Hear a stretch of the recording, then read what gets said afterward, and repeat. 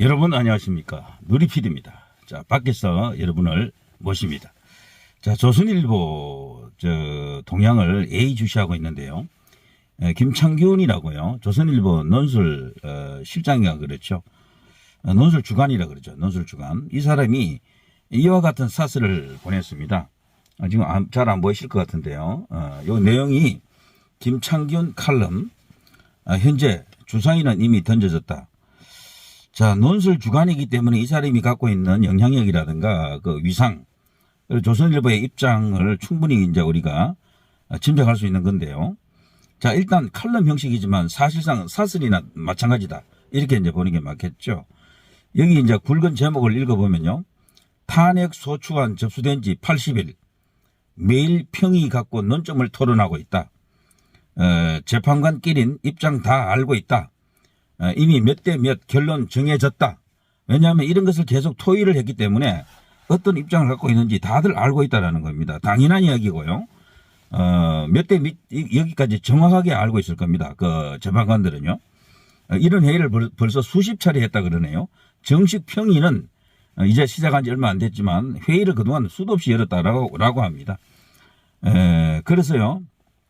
과연 현재 이 판도 거기 몇 대 몇 뭐 이런 식으로 나와 있을 텐데 이것을 뒤집을 수 있는 변수가 있느냐라고 했을 때 여기 김창균에 따르면은요. 이미 The Die is cast 주사위는 던져졌고요. 뭐 모든 게 이제 결정 났다라고 합니다. 최종적으로 뭐 기각이 될지 인용이 될지 그것을 이 사람이 확신하는 건 아니지만 그거를 이제 결정문을 이제 이렇게 쓰는 과정이 지금 남아 있을 뿐이다. 지금 요식 행위만 남아 있다라고 합니다. 기자들로부터 전해들은 여러 가지 정보도 취합하고 해가지고 이제 윤석열 대통령 탄핵 관련한 헌법재판소의 일은 다 끝났다라는 식이에요. 그리고 이 사람은 특히나요 거리 그 집회, 광화문 집회, 뭐 여의도 집회 등등해서 엄청나게 많은 인파가 모였잖아요. 자, 그것이 많이 모이긴 했지만 그걸로는 헌재를 전혀 압박할 수가 없다라고 합니다. 여기 그렇게 적혀 있어요. 오히려 그런 것은 민심에 부정적인 영향만 준다라고 이 사람이 언급하고 있습니다. 헌재가 결정한 것을 그 민심으로 절대 그런 민심으로는 뒤집지 못한다라고 합니다. 아마 제 생각에는 이 사람이 그렇게 주장하는 이유가 말이죠. 그렇게 많이 모여본들 기껏 15만이다 이런 식으로 이야기하는 거죠. 이 사람은 우리는 100만이다 200만이다 뭐 심지어는 650만이다 이렇게 말하고 있지만 실제 경찰 추산을 보통은 제도권에서 인정하거든요. 그래서 한 15만, 13만 이렇게 이제 보는 게 맞는 것 같은데, 근데 그 숫자만 해도 엄청나게 많은 겁니다. 집회할 때 10,000명 모인 것도 굉장히 많이 모인 거예요. 10,000명도. 다른 나라 같은 경우에는 그 10,000명 집회도 굉장히 크게 언급해 줍니다. 근데 우리나라는 10,000명 모여가지고는 이제 뭐 간에 기별도 안 오는 그런 세상이 됐고, 특히나 우파 집회는요, 10,000명이 아니라 10만 명이 모여도 보도 잘 안 되잖아요. 그거 왜 그런가 하면요. 집회라는 게 원래 그렇습니다. 없던 집회. 집회라는 게 없다가 갑자기 대규모 집회가 모여가지고 뭐 10만 명 모이고 막 광화문이 꽉 가득 차고 이러면요. 발칵 뒤집어집니다. 난리가 납니다. 그런데 이미 이런 집회를 상수라 하고 있잖아요. 상수라. 때에 따라서는 좀 적게 모이고 많이 모이고 이 차이지 하던 집회를 계속하는 것이기 때문에 영향력이 없다라고 보는 겁니다. 그걸 국민의 뜻으로 안 보는 거예요. 거기 모이는 사람은 어차피 민주당 지지하는 사람 한 명도 없다. 어차피 국민의힘이라든가 우파 일각에서 모이는 것이다.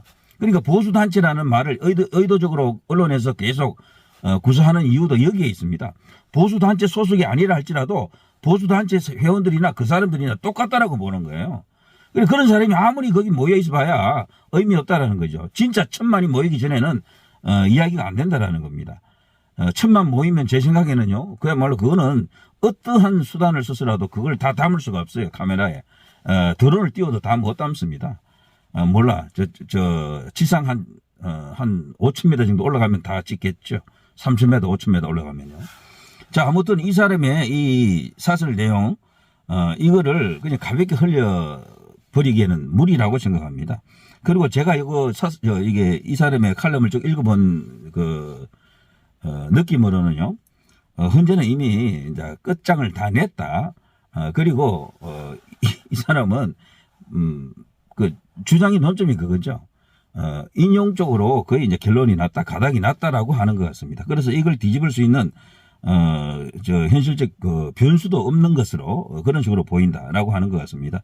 자, 심지어는요, 이 대규모 우파 집회, 이것으로는 헌재를 움직일 수도 없을 뿐더러 민심에 오히려 부정적인 영향을 주면서 가령 조기 대선이 열릴 때 정권을 저쪽에다가 헌납하는 그런 어떤 그 요인으로 작용한다. 그야말로 부정적인 요인이 더 크다라고 주장하는 거죠. 이건 제 주장이 아닙니다. 이 사람의 이야기를 그대로 제가 조금 해석을 해드린 거고요. 여기에 대해서 당연히 이제 애국 우파 자유 보수의 입장이라면은 강한 어떤 적개심 혹은 분노를 느낄 수밖에 없습니다. 칼럼의 요지를 한마디로 정리하자면요.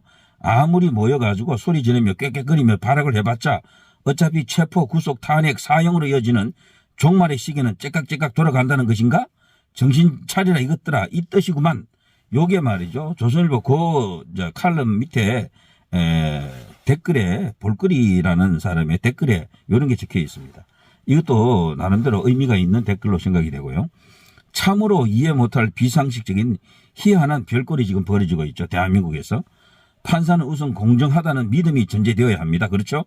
더구나 국민이 선출한 대통령의 탄핵 문제를 판결하는 재판이 순수 법리가 아니라 권력을 탈취하려는 야당의 로비와 각종 불순한 공직 무리들의 야합으로 결정된다는 건 상상할 수 없는 국가 파멸의 신호탄이다. 더구나 공산당 중공의 입김이 대통령 탄핵 파면에 미친다면 그건 국권을 포기한 자살행위다. 국민은 그런 신뢰할 수 없는 타락과 무책임의 헌재의 결정에는 절대로 승복할 수 없는 명분을 쌓아가고 있다라는 것을 준엄하게 경고한다. 자, 국민저항권 드디어 혁명, 어떤 경우는 또 폭동이라는 단어도 지금 나오고 있죠. 그런데 놀라운 것은요, 윤석열 대통령이 대선 준비하는 과정에서 그런 발언을 했다는 게 최근에 알려졌는데요. 이번 대선은 자신과 이재명의 대결이 아니라 자신과 시진핑의 대결이다, 이런 말을 했다는 겁니다. 야, 이건 놀라운 일이죠. 그러니까 부정선거에 대한 것을 미리부터 다 알고 있었고 그 부정선거 카르텔과의 싸움에서 승리했다라고도 볼 수 있겠죠. 자, 국민이 선출한 대통령을 임명직에 불과한 헌법재판소가 탄핵 소추를 결정한다라는 것은 어불성설입니다. 어떻게 보면. 자, 아무튼요, 철저한 종북 좌파 정당인 민주당이 사법 리스크 범벅인 이재명을 살리고 정권을 찬탈하기 위하여 국민이 뽑은 대통령을 탄핵 소추를 한다는 것은 그야말로 이것은 무도한 짓입니다. 그것도 불과 8명이 그것을 결정한다는 것은 말이 안 되는 거죠. 윤 대통령을 지지했던 사람은 1,500만이 넘잖아요. 그걸 8명이 대신한다는 것도 말이 안 된다. 자, 이번 대통령 탄핵은 반드시 기각이나 각하가 되어야 하고요. 아울러 진보를 가정한 종북 좌파 정당인 민주당을 철저히 심판하고 이재명에게는 반드시 중죄가 선고되어야 대한민국과 5천만 국민이 산다라는 게 이제 일반적으로 애국우파 자유보수의 견해고요, 주장입니다. 당연히 또 그렇게 되어야 하는 거죠. 이재명 뒤에는 종북 세력만 있는 것이 아니고 이제는 더 큰 문제가 종중이죠, 종중. 지금은 종북보다도 종중 이슈가 더욱더 무섭습니다. 거대합니다. 이들과의 전쟁이다. 대통령이 정말로 말이죠.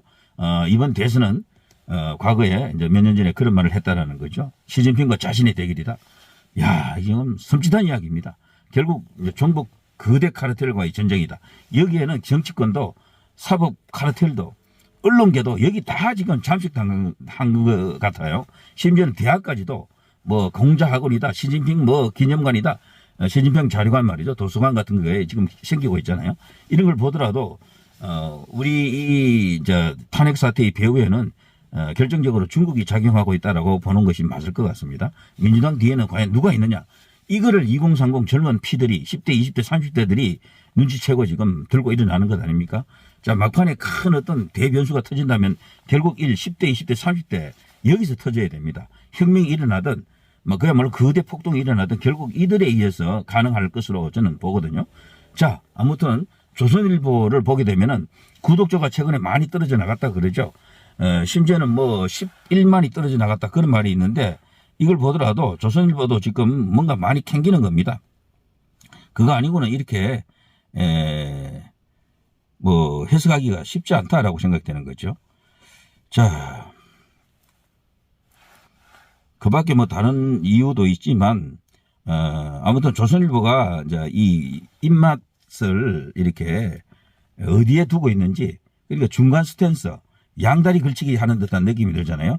본심은 어디에 있고, 가령 이제 구독자 떨어지는 것을 막고 자신들의 어떤 그 경제적 이익을 위해서 다소 애국우파 자유보수의 입맛에 맞는 발언을 조금씩 던져주는 게 아닌가. 최근에 사실 대통령에게 우호적인 발언을 조선일보가 자주 했습니다. 그것은 결국 이제 그런 의도가 있었다라고 생각하는 것이 맞는 것 같아요. 자, 이 정도 하겠습니다. 누리 PD 김준희였습니다.